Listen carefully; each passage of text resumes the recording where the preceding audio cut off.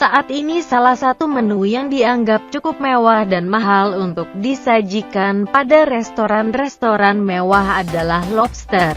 Bentuknya yang besar dan eksotis membuat makanan ini menjadi sajian utama pada berbagai restoran mewah. Tapi tahukah Anda bahwa pada awalnya ternyata lobster merupakan makanan bagi orang miskin?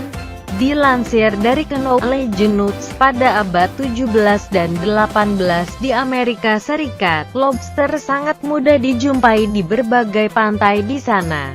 Saat itu bahkan seseorang cukup memancing selama 1 jam dan akan mendapat 1 ember penuh lobster, karena jumlah yang terlalu melimpah dan seringnya terjadi gejala keracunan karenanya.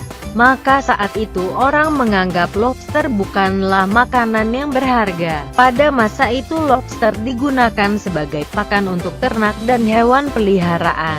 Bagi masyarakat Indian, lobster dimanfaatkan sebagai pupuk dan umpan untuk memancing ikan. Ketika itu, makanan ini juga hanya diberikan pada budak dan narapidana saja.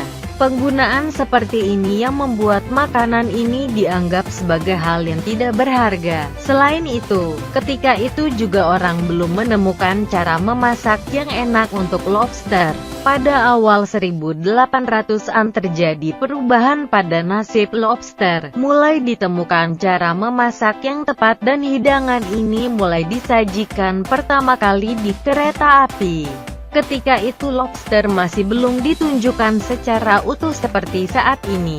Setelah sudah diakui kelezatannya oleh banyak orang, maka barulah hidangan lobster ini berkembang dan tidak disembunyikan lagi bentuknya. Pada sekitar tahun 1920-an setelah Perang Dunia I, lobster mulai dianggap sebagai hidangan kelas atas bagi aristokrat. Pada era depresi besar tahun 1950-an, lobster kembali menjadi makanan untuk banyak orang karena kesulitan ekonomi membuat banyak orang mencari bahan makanan gratis. Namun setelah era itu selesai, lobster kembali berjaya dan menjadi makanan mahal hingga saat ini.